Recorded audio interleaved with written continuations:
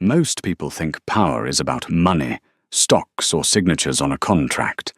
But sometimes, the difference between a billion-dollar empire collapsing and surviving comes down to a crumpled napkin in a waiter's hand. Elias Thorne was the most powerful man in the city, sitting at the most expensive table, completely unaware that his best friend was about to end his life. He didn't see the powder. He didn't see the signal. But Eleanor did. And in the 3 seconds before he took a sip that would change history, she had to decide. Stay silent and keep her job, or speak up and risk everything. This is the story of the dinner that almost destroyed a dynasty.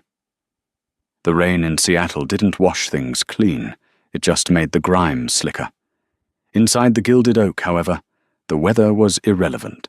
The restaurant was a fortress of mahogany, velvet and low, amber lighting designed to make wealthy men look distinguished and their mistresses look forgivable.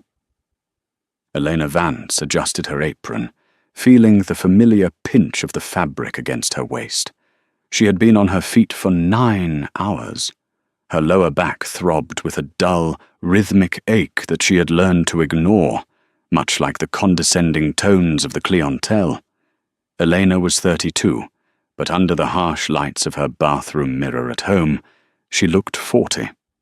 Life had a way of accelerating when you were raising a sick child alone on a waitress's salary. "Table 4 is yours, Elena," the floor manager, a man named Gregor, who smelled perpetually of breath mints and desperation, whispered harshly. "VIP. Don't mess this up. It's Elias Thorne." Elena nodded, her expression neutral. She knew the name. Everyone knew the name. Elias Thorne was the CEO of Ether Dynamics, a tech conglomerate that practically owned the city's skyline. He was the kind of man who appeared on magazine covers looking visionary.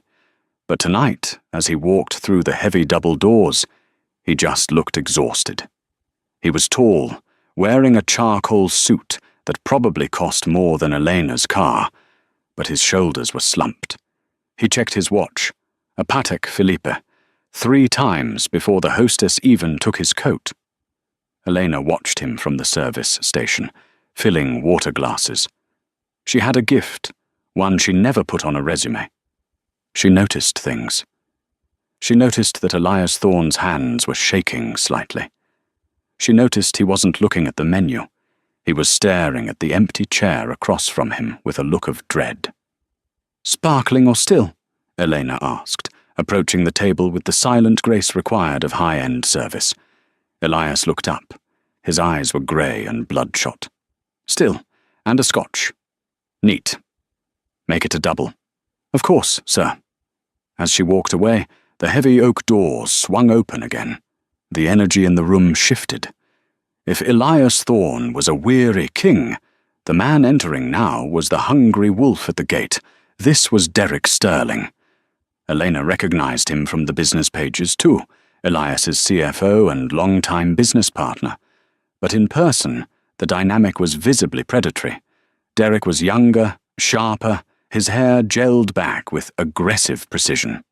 He smiled at the hostess, but the smile didn't reach his eyes. It was a facial expression practiced in a mirror. Elena returned with the water and the scotch just as Derek sat down. "Elias!" Derek boomed, his voice a little too loud for the hushed atmosphere of the Gilded Oak. "You look like hell, my friend." "It's been a long week, Derek," Elias replied, his voice gravelly. He didn't touch the scotch. "Let's just get this over with. You said you had the papers?" "Papers? Always business with you." Derek laughed, waving a hand dismissively. He looked up at Eleanor, his eyes lingering on her for a second too long, scanning her like she was a piece of furniture he was considering buying. "We're celebrating tonight, sweetheart. Bring us the 82 Latour, and give us a minute." Elena stiffened. The 82 Latour was $3,000 a bottle. "Certainly, sir." She retreated to the shadows near the kitchen pass, but she didn't stop watching. In high-end service, you are taught to be invisible. But invisibility is a superpower. People say things in front of the help they wouldn't dare say on a secure phone line. They assume waitresses don't understand stock options, leverage buyouts, or the tone of a threat. They were wrong about Elena. Before life took a hard left turn, she had been a paralegal. She knew exactly what a hostile takeover sounded like. "I'm not signing it, Derek," Elias said, his voice low but firm. Elena polished a wine glass, angling her body so her ear was turned toward table 4.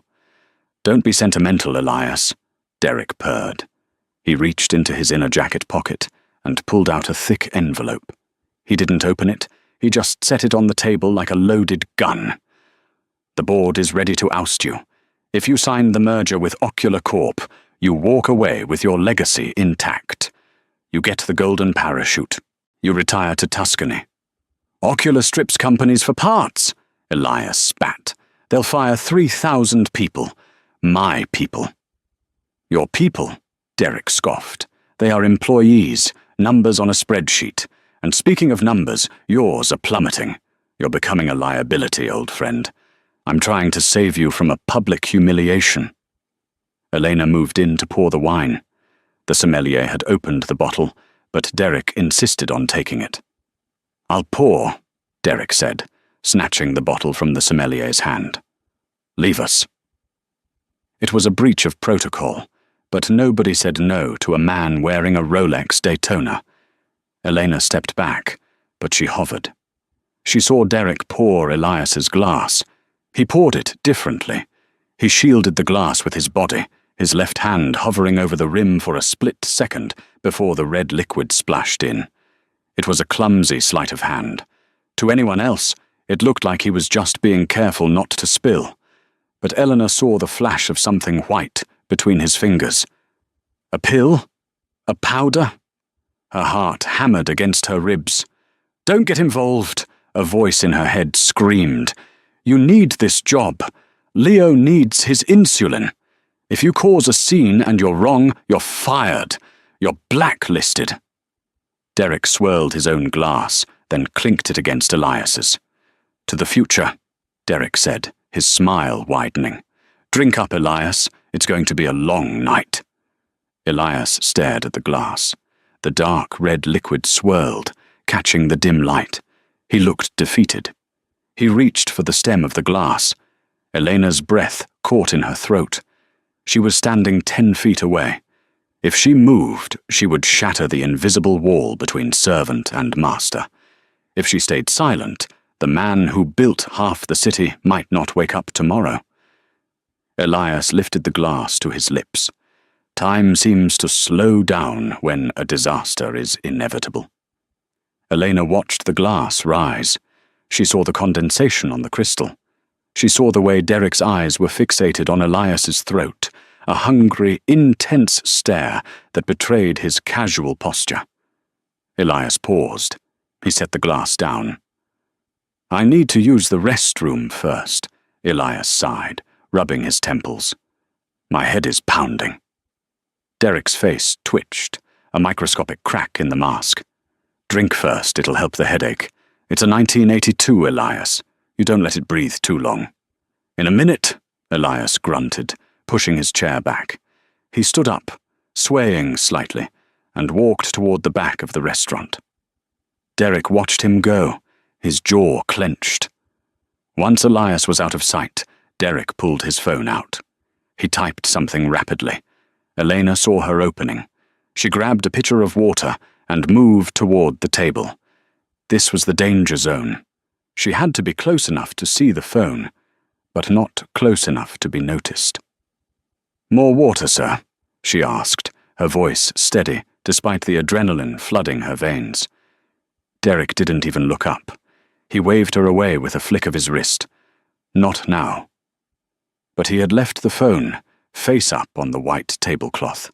The brightness of the screen was blinding in the dim restaurant. Elena poured water into his glass, taking an agonizingly slow pace. Her eyes darted to the screen. The text message was short.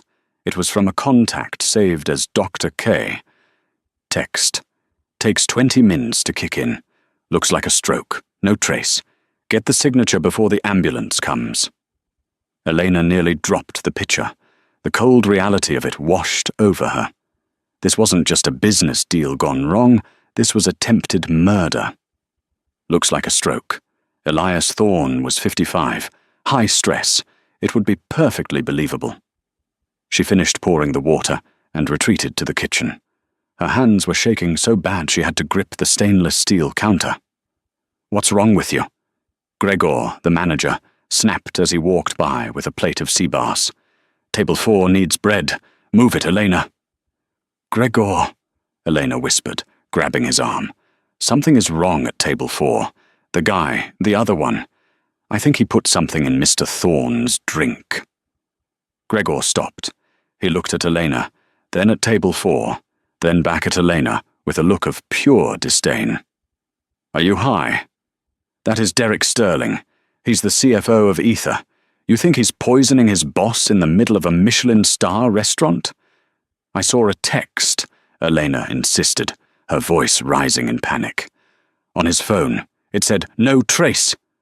Gregor, we have to call the police." Gregor laughed. It was a cold, ugly sound.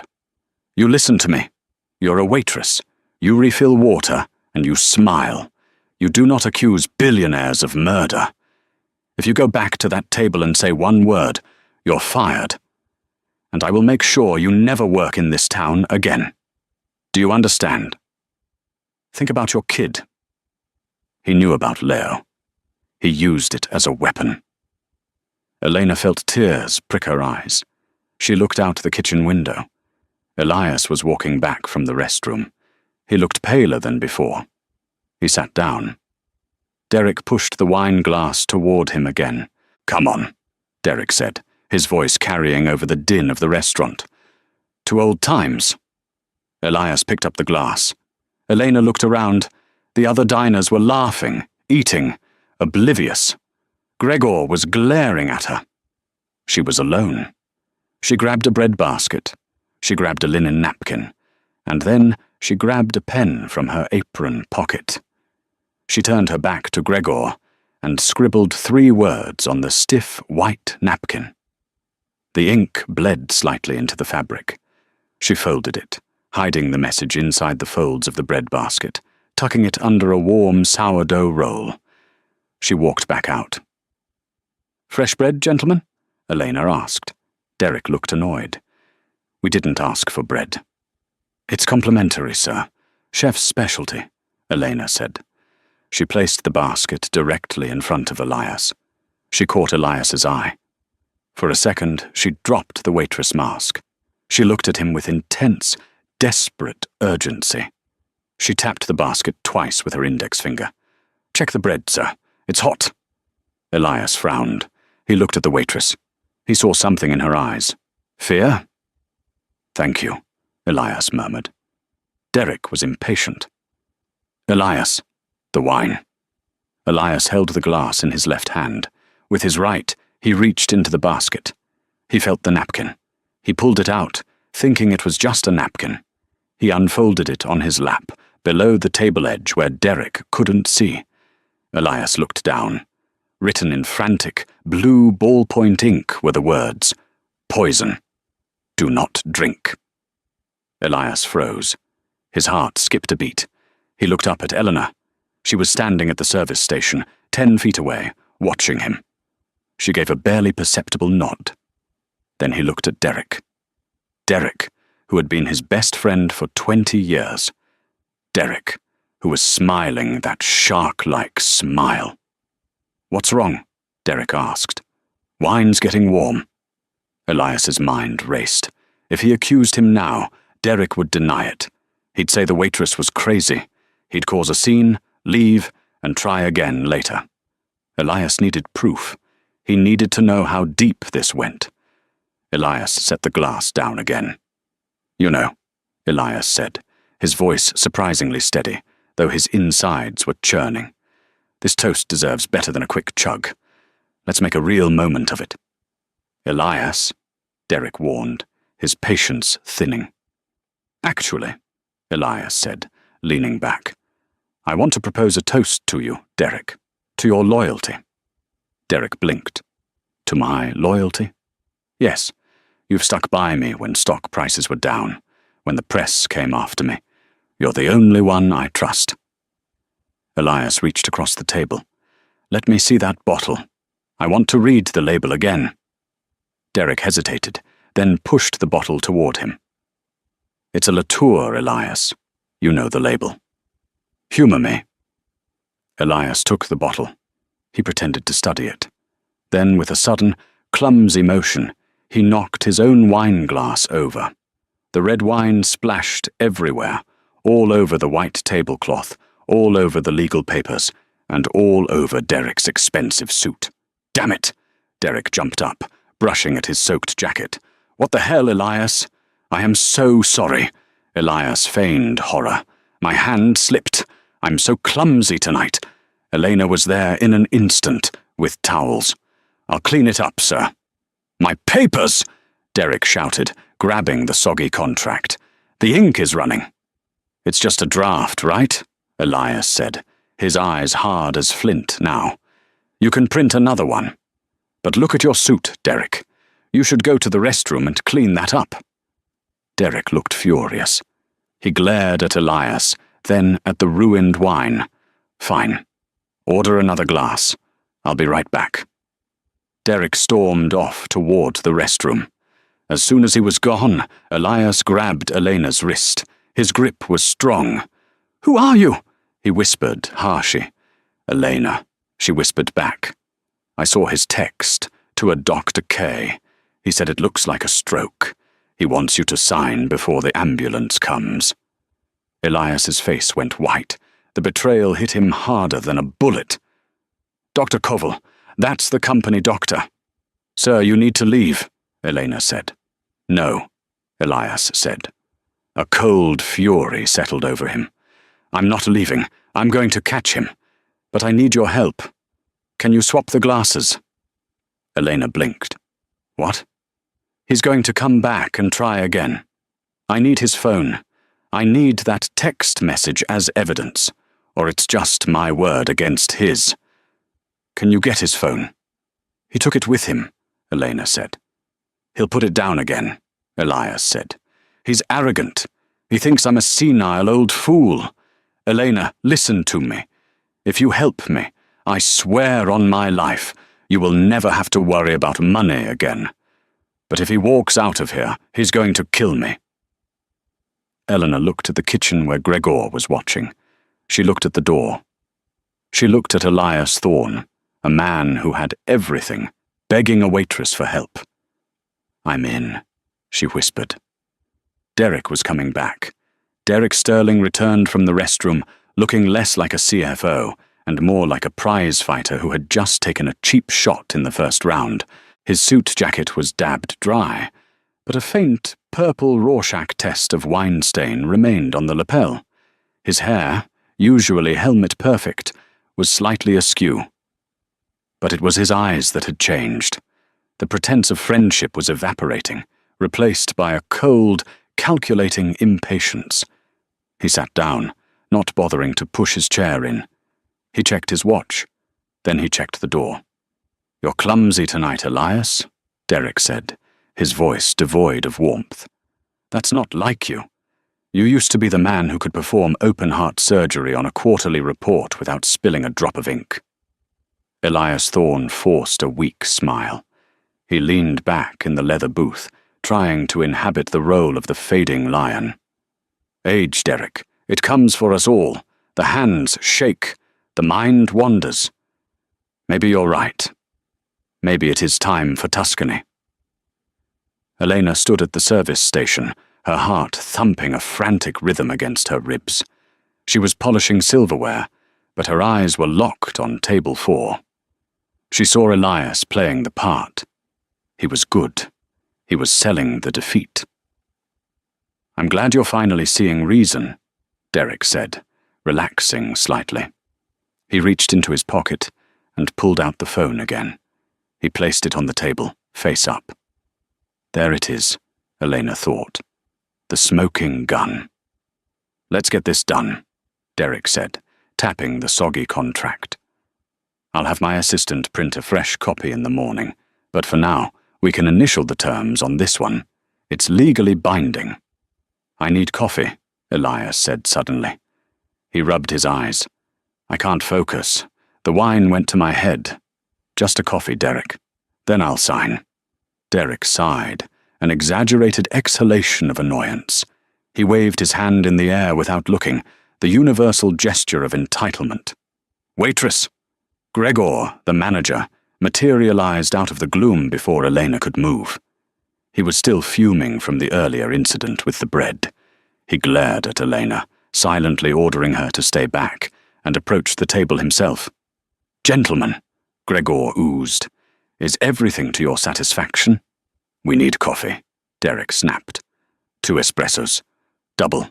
And make it quick. We have a timeline. Immediately, Mr. Sterling. Gregor turned on his heel and marched toward the kitchen. As he passed Elena, he hissed, Stay away from that table. You're bad luck tonight. I'll handle the service. Elena's blood ran cold. If Gregor took over the table, her access was cut off. She wouldn't be able to get close enough to the phone. She wouldn't be able to signal Elias. She looked at Elias. He was watching Gregor walk away, and a flicker of panic crossed his face. He knew it too. If the manager took over, the game was over. Elias needed a distraction. He needed Elena back at the table. Actually, Elias called out, his voice booming slightly. Gregor, isn't it? Gregor froze and turned back, a plastic smile plastered on his face. Yes, Mr. Thorne? I don't want you serving me, Elias said. The room went quiet. You hover. It makes me nervous. Send the girl back, the one with the bread. She knows when to leave a man alone. Gregor's smile faltered. His face flushed a deep, embarrassed crimson. To be publicly dismissed by the city's most powerful CEO was a nightmare scenario. Of course, sir. As you wish. Gregor walked back to the station, his eyes burning with hatred as he looked at Elena. Take them the coffee, he spat. But if you drop 1 spoon, you're out on the street. Elena nodded, keeping her head down. She went to the espresso machine. The noise of the grinder was deafening in her ears. She prepared the 2 cups. The dark liquid poured slowly. She placed the cups on a silver tray. As she walked toward the table, she saw Derek reach into his jacket pocket again. He pulled out a small, silver pill case. It looked like a breath mint container. He looked around. The restaurant was busy. He looked at Elias, who was deliberately staring out the window, feigning a moment of melancholy reflection to give Derek the opportunity he thought he wanted. Derek popped the case open. Elena was 10 feet away. She saw him pinch a tiny amount of white powder between his thumb and forefinger. He was going to put it in the coffee. The wine hadn't worked, so he was doubling down. Elena approached the table. She had to time this perfectly. If she put the coffee down too soon, he wouldn't be able to drug it. If she put it down and left, Elias would have to drink it or risk exposing that he knew. She placed the first cup in front of Derek. Your espresso, sir, she murmured. She moved to place the second cup in front of Elias. Wait, Derek said. Elena froze. The cup hovered over the table. Give me that one, Derek said. It has more crema. I like the foam. It was a test, a paranoid, psychopathic test. He wanted to see if the cups were identical, or perhaps he just wanted to control every variable. Certainly, Elena said. She switched the cups. She placed the one intended for Elias in front of Derek, and the other in front of Elias. Sugar? Elena asked. No, Derek said. Leave us. Elena stepped back, but she didn't leave. She moved to the side station, pretending to tally a bill. She watched in the reflection of a decorative mirror on the wall. Derek waited until Elias reached for the sugar bowl. While Elias was distracted, Derek's hand moved over Elias's cup with the speed of a magician. A quick flick of the thumb. The powder fell into the dark, swirling liquid. It dissolved instantly. Derek stirred his own coffee, then looked at Elias. "Drink up, Elias. The caffeine will clear your head." Elias looked at the cup. He knew. He hadn't seen the drop, but he saw the tension in Derek's shoulders. He saw the way Derek was holding his breath. Elias picked up the tiny cup. The aroma of roasted beans masked everything. "To the merger," Elias said softly. He brought the cup to his lips. Derek leaned in, his eyes wide, anticipating the moment the poison would enter Elias's system. Elias tilted the cup, but he didn't drink. He poured the espresso into his mouth, held it there for a fraction of a second, and then pretended to choke. He coughed, a violent, hacking sound. He grabbed a napkin and spat the liquid into it, creating a scene of an old man struggling to swallow. "God," Elias wheezed, wiping his mouth, went down the wrong pipe, burning. Derek slammed his hand on the table. "For Christ's sake, Elias, pull yourself together." "I'm sorry," Elias gasped, clutching his chest. "I need water." He looked at Elena. His eyes screamed, "Now!" The phone was still on the table, unlocked. The screen was glowing. Elena grabbed the water pitcher. This was it. The chaos of the coughing fit was her cover. She rushed to the table. "Sir, are you all right?" she asked, her voice loud, drawing the attention of nearby tables. "I can't breathe," Elias acted, leaning heavily onto the table, his arm sweeping across the cloth, knocking the silverware askew. Derek stood up, frustrated and panicked. "Elias, stop making a scene!"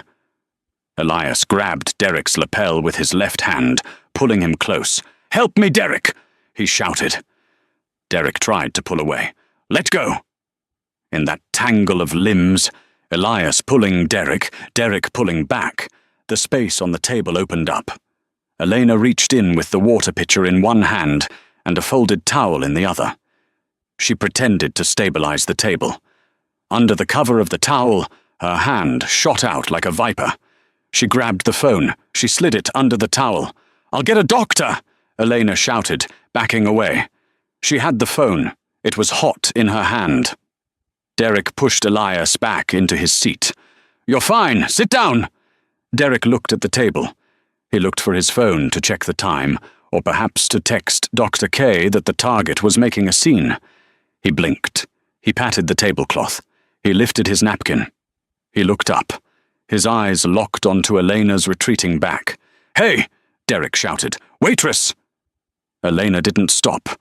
The shout hit her back like a physical blow, but she kept walking, her pace brisk but not a run. Running would look like guilt. Walking fast looked like service. "Waitress!" Derek's voice was louder now, cutting through the ambient jazz and the murmur of conversation. She turned the corner into the service corridor, a narrow hallway that connected the dining room to the kitchen and the restrooms. As soon as she was out of sight, she sprinted. She ducked into the staff locker room, her heart hammering against her ribs like a trapped bird. She looked at the phone in her hand. It was an iPhone, the latest model. It was still unlocked, the screen displaying the text thread with Dr. K. She needed to secure the evidence. If Derek caught her with the phone, he would take it back, destroy it, and likely hurt her. She needed to send the screenshots to someone. To the police? No, that would take too long to explain. To Elias. She didn't have his number. She quickly tapped the camera icon, then swiped to the photos. She saw screenshots of bank transfers, offshore accounts, and a digital document titled Autopsy Protocol, Potassium Chloride Masking Agent. It was all there, premeditated murder. She heard the heavy double doors of the kitchen swing open. "Where is she?" Derek's voice. He wasn't in the dining room anymore. He had followed her into the back of the house. This was a massive breach of restaurant etiquette, which meant he was desperate. "Sir, you can't be back here," Gregor's voice squeaked. "She took my phone," Derek roared. "That incompetent waitress stole my phone off the table. I want her found, and I want the police called." Elena's hands shook. She typed in her own number into the message bar of the evidence thread. She hit send. Message failed. No signal. The locker room was in the basement level of the building, surrounded by thick concrete. The Wi-Fi didn't reach here. "Damn it," she whispered. She heard footsteps thundering down the hallway. She looked around. There was nowhere to hide. The lockers were too small. The bathroom was a dead end. She shoved the phone into her bra, adjusting her uniform to hide the bulge. She grabbed a stack of clean napkins from a shelf and turned toward the door just as it flew open. Derek Sterling stood there, filling the frame. His face was a mask of pure, unadulterated rage. Gregor was peeking out from behind him, looking terrified. "There she is!" Gregor pointed a shaking finger. "Elena, what the hell are you doing?" "I came to get more napkins," Elena stammered, holding up the stack. "The gentleman spilled." Derek stepped into the room.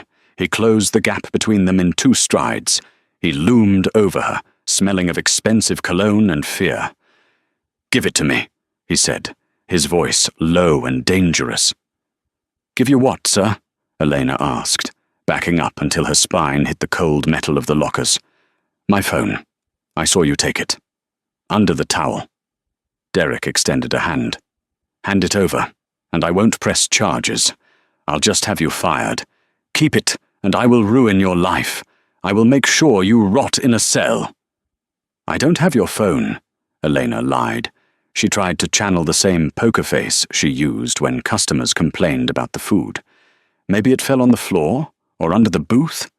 "Don't lie to me." Derek grabbed her arm. His grip was bruising. "Hey!" Gregor stepped forward, finding a shred of backbone. "You can't touch the staff, Mr. Sterling." "Shut up, you idiot!" Derek shoved Gregor back.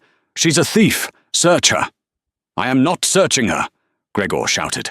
"That's a lawsuit." "Then I'll do it," Derek snarled. He reached for Elena's apron pockets. "Get off me!" Elena screamed, twisting away. She shoved Derek hard in the chest. He stumbled back, surprised by her strength.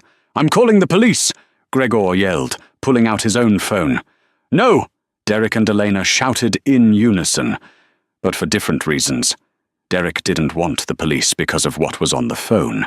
Elena didn't want them because she knew Derek would twist the story before they even arrived. "Gregor, listen to me," Elena pleaded, looking at her manager. "He's trying to kill Mr. Thorne. The phone has the proof. He's poisoning him." Gregor looked at Eleanor, then at Derek. He looked at the frantic sweat on Derek's forehead. "That is insane," Gregor said. "You are fired, Eleanor. Give him the phone and get out." "I don't have it," Elena insisted. Derek lunged again, but this time the door to the locker room opened. Elias Thorne stood there. He looked different. He wasn't the slumped, defeated man from the table.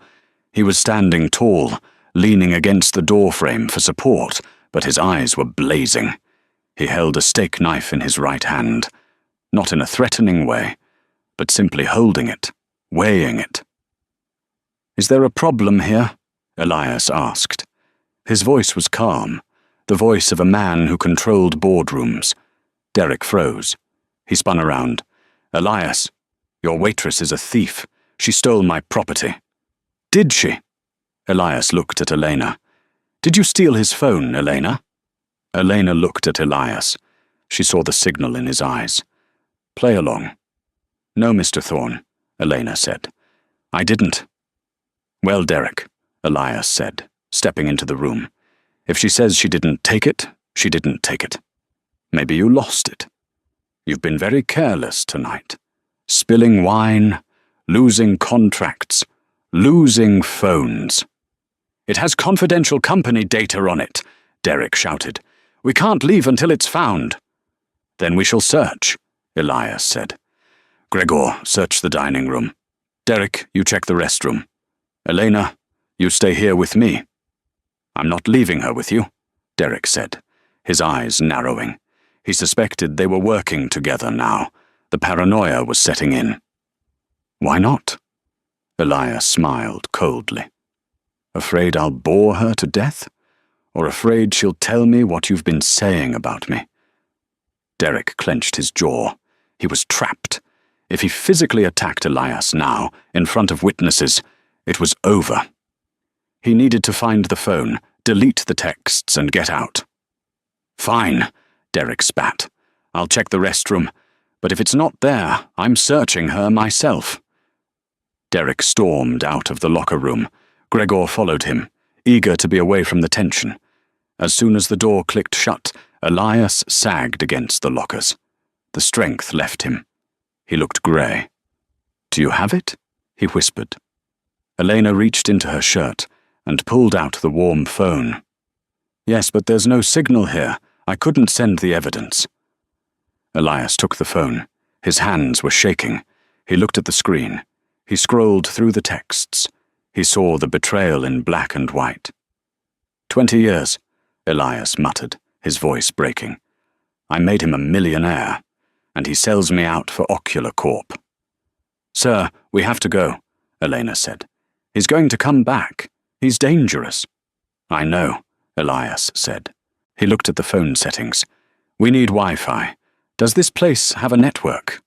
"Yes," Elena said. "Guest network. Password is Gilded Oak 888. Elias's fingers flew across the screen. He connected. He opened his email app. He attached the screenshots. He typed in an address, Board of Directors, etherdynamics.com, and another, smitchellfbi.gov. He hit send. The loading bar crawled across the top of the screen. Sending. Suddenly, the locker room lights flickered and went out. Pitch blackness swallowed them. "What happened?" Elias whispered in the dark. "He cut the power," Elena said, realizing the depths of Derek's desperation. "The breaker box is in the hallway. He knows we're in here." The blue light of the phone screen illuminated Elias's face. The progress bar was stuck at 80%. Connection lost. "He cut the router too," Elias said. "The email didn't go through." They heard the door handle jiggle. It was locked from the inside. Eleanor had instinctively thrown the bolt when Elias entered. Then, a heavy thud against the door. Derek was throwing his shoulder against it. "Open the door, Elias!" Derek screamed from the other side. "I know you have it. Give it to me and nobody gets hurt." Elias looked at Elena. "Is there another way out?" Elena looked up at the high, narrow window near the ceiling that led to the alleyway. "Only that. But it's small. And I can't make that climb," Elias said. He handed the phone back to Eleanor. "But you can. I'm not leaving you," Eleanor said. "You have to," Elias said, gripping her shoulders. "You are the witness. You have the evidence. If he gets in here, he kills us both. He has nothing left to lose. Take the phone. Climb out. Run to the police station on 4th Street. Don't stop for anything." "But, go!" Elias shoved her toward the lockers under the window. The door hinges groaned. Wood splintered. Derek was breaking in. Elena scrambled up the lockers. She pushed the window open. The cold night air rushed in. She shimmied through the opening. She dropped down into the wet alleyway, the phone clutched tight in her hand. Inside, she heard the locker room door crash open. She heard Derek's roar. "Where is she?" And then she heard the sound of a struggle. Elena turned and ran into the rain. The alleyway behind the Gilded Oak smelled of wet garbage and ozone. The rain was coming down in sheets now, a relentless Seattle deluge that soaked Elena's uniform instantly, plastering the cheap black fabric to her skin. Her non-slip shoes, designed for kitchen tiles, slapped loudly against the asphalt as she ran. She didn't look back. She could hear the muffled shouting from inside the restaurant, the sound of heavy objects crashing against metal. Elias was buying her time.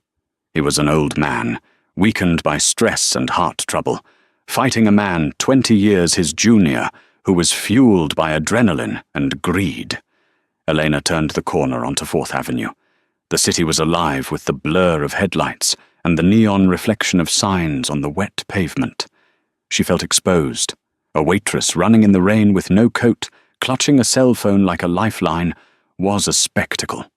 She ducked into the doorway of a closed boutique to catch her breath. Her chest burned. She looked at the phone, searching for service. The storm, or perhaps the thick concrete of the city canyons, was interfering with the signal. Or maybe Derek had more reach than she realized. Suddenly, a black SUV with tinted windows screeched around the corner. It slowed down, crawling along the curb. The passenger window rolled down an inch. Elena pressed herself into the shadows of the doorway. She held her breath. Was it police? Or was it Derek's cleaners? The text message had mentioned Dr. K doctors who assisted in murders usually had teams to handle the cleanup. The SUV paused right in front of her hiding spot. Elena squeezed her eyes shut, clutching the phone to her chest. After an agonizing 10 seconds, the vehicle accelerated and disappeared into the night. She couldn't stay here. She needed a public place, a place with witnesses and Wi-Fi. Back inside the restaurant locker room, the battle had ended, but the war was just escalating. Derek Sterling stood over Elias Thorne. Elias was slumped on the floor, breathing heavily, a trickle of blood running from his lip. The locker room was a wreck, benches overturned, uniforms scattered.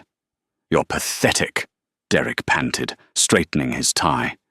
He kicked Elias in the ribs, not hard enough to break them, but hard enough to assert dominance. "You think that waitress can save you? She's a nobody. She'll sell that phone for $500 or throw it in a dumpster the moment she realizes what she's involved in." Elias looked up, his eyes defiant. "She's smarter than you, Derek, and she's honest, something you forgot how to be a decade ago." Derek laughed, a hollow sound. He paced the small room. "Honesty? Honesty doesn't pay for the villa in Como, Elias. It doesn't cover the margin calls I have on my personal accounts. You built this company, yes, but I kept it afloat while you were playing the benevolent king. I cooked the books to keep your stock price high. I did the dirty work." "You embezzled," Elias corrected, his voice raspy. "I saw the screenshots. You've been siphoning millions into shell companies." "I took what I earned," Derek roared. He grabbed a handful of Elias's shirt and hauled him up. "And now, I'm going to finish this. The Ocular deal closes tomorrow. If you're dead, the board triggers the emergency succession clause. I become interim CEO. I sign the deal. I get my payout." "And the autopsy?" Elias wheezed. "Dr. Koval is on his way." Derek smiled cruelly. "He's the medical examiner for the county, Elias. Did you know that? He's on my payroll. He'll declare it a massive stroke. Natural causes. Tragic. The city will mourn." Elias felt a cold chill that had nothing to do with the damp floor. The corruption went deeper than he imagined. The medical examiner. The police might even be compromised. Derek reached into his pocket and pulled out a second phone, a burner. He dialed a number. "Find her," Derek commanded into the phone. "Track my iPhone. I have Find My enabled. She's moving east on 4th. Pick her up and bring her back here. Unharmed?" "No, I don't care about unharmed. Just get the phone." He hung up and looked at Elias. "Technology is a bitch, isn't it? You can't hide anymore." Eleanor was 3 blocks away when the phone in her hand pinged. A notification appeared on the lock screen. Sound played by Find My iPhone. A piercing, high-pitched electronic chime began to emit from the device. It was loud, incredibly loud. It cut through the sound of the rain like a siren. People on the street turned to look. A couple huddled under an umbrella stared at her. A homeless man pushing a cart stopped and pointed. Shut up, Elena hissed, tapping the screen. But she couldn't stop it without the passcode. Derek was pinging it. He was broadcasting her location to anyone looking. She tried to turn the phone off. Enter passcode to power off. Damn it, Elena shouted. Apple's security features, designed to stop thieves, were now acting as a homing beacon for a killer. She saw the black SUV again. It was circling the block. It heard the pinging. It was turning toward her. Elena made a split-second decision. She was near a storm drain. She could drop the phone. But if she did, the evidence was gone. Elias was dead. And she would be hunted anyway because she knew. She needed to mask the sound. She needed noise. She ran toward a subway entrance, the Pioneer Square station. She scrambled down the stairs, the pinging echoing off the tiled walls. She jumped the turnstile, ignoring the shout of the station attendant. She ran down to the platform. A train was arriving, its brakes screeching, a cacophony of metal on metal that drowned out the phone's alarm. She squeezed into the crowded car just as the doors hissed shut. The train lurched forward. The pinging continued, but it was muffled by the crush of bodies and the roar of the tunnel.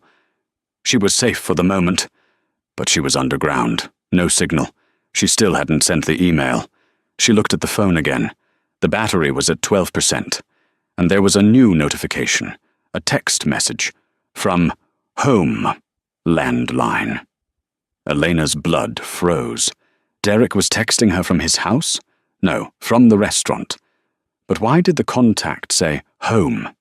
She realized with horror that Derek had synced his contacts with the cloud. He was using another device to message her. The text read, "I have your purse, Elena. I see a picture of a cute kid. Leo, right? Diabetic alert card in the wallet.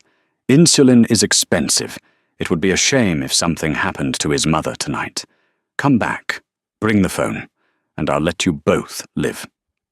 Elena dropped to her knees on the dirty subway floor. The passengers backed away, thinking she was having a breakdown. She wasn't crying. She was hyperventilating. He had her wallet. He knew about Leo. He knew where she lived. Her driver's license was in there. The game had changed. It wasn't about saving a billionaire anymore. It was about saving her son.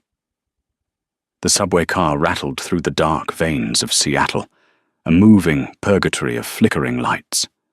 Elena sat on the dirty floor, the stolen iPhone clutching in her hand. It was pinging loudly, a piercing electronic chime initiated by Derek's Find My app. Passengers stared, but Elena was paralyzed by a notification that had just flashed across the screen. It was a text from a contact labeled Home. "I have your purse, Elena. I see a picture of a cute kid. Leo, right? Diabetic alert card in the wallet. It would be a shame if something happened to his mother tonight. Come back. Bring the phone, and I'll let you both live." Elena's blood froze. He had her wallet. He knew where she lived. The game had shifted from corporate espionage to a mother's worst nightmare. If she ran, he would send someone to her house. If she went back empty-handed, she was dead. She needed leverage that survived her death.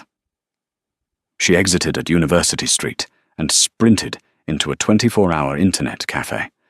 She threw a crumpled $10 bill on the counter and commandeered a terminal. She plugged the iPhone into the computer. She needed the passcode to access the data. "Think," she whispered. "He's a narcissist." She tried his obsession. 1982. Failed. She tried the Wi-Fi password. Failed. Then she remembered the keys on the table. His Porsche 911. She typed 09101. Click. The phone unlocked. Elena didn't waste a second. She uploaded the incriminating photos, the offshore accounts, the texts with Dr. K to a secure cloud Dropbox. Then she logged into a dead man's switch service. She created a new trigger, an email containing the evidence zip file addressed to the FBI Cyber Division and the Seattle Times. Trigger time, 60 minutes. Condition, abort only if Eleanor Vance logs in. She had created a bomb, and she was the detonator. She unplugged the phone and dialed Derek. "You're smart to call," Derek answered, his voice terrifyingly calm. "I'm coming back," Elena said, her voice steel. "But listen to me carefully. I've set a dead man's switch.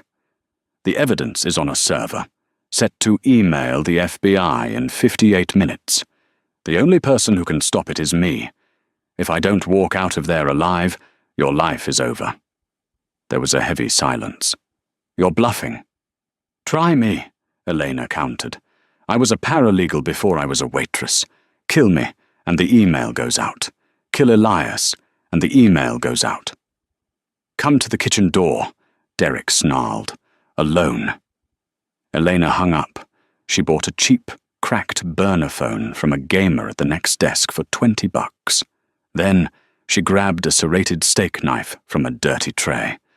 It was pathetic, but it was all she had. 10 minutes later, Elena stood dripping wet at the kitchen door of the Gilded Oak. Gregor, looking pale and sick, unlocked it. Elena stepped inside. The kitchen was a wreck. Derek was crouching behind a stainless steel prep table, aiming a gun. Elias was on his knees, bruised and bloody, with Derek using him as a human shield. "I'm here," Elena announced, holding a phone up. "Slide it over," Derek commanded. "Then I disable the email." "Let him go first," Elena said. "Slide the phone," Derek screamed, pressing the gun barrel into Elias's temple. Elena looked at Elias. He gave a microscopic shake of his head, but she had to play her hand. She crouched down. "Okay. You win." She slid the phone across the tiles. It spun to a stop at Derek's feet. Derek grinned, the relief washing over him.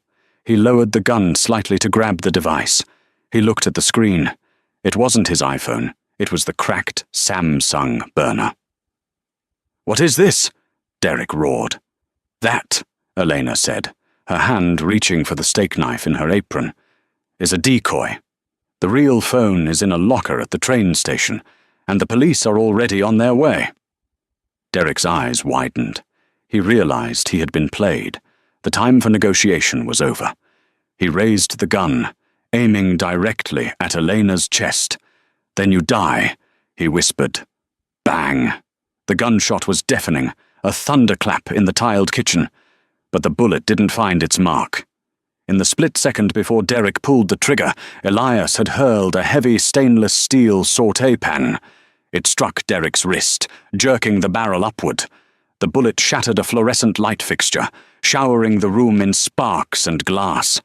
Derek roared, tackling Elias into a metal prep table. He was younger and fueled by psychotic rage, his hands clamping around Elias's throat. "I made you!" Derek screamed, squeezing the life out of his oldest friend. "And I will unmake you!" Elena didn't run. She grabbed a pot of scalding risotto stock from the burner and splashed it over Derek's back. He howled in agony, releasing his grip to flail at the burning liquid. Elias seized the opening. He grabbed a heavy wooden rolling pin and swung it with all his remaining strength, cracking it against Derek's shoulder. Derek crumbled, but didn't stop. He crawled desperately toward the gun that had skittered under the oven.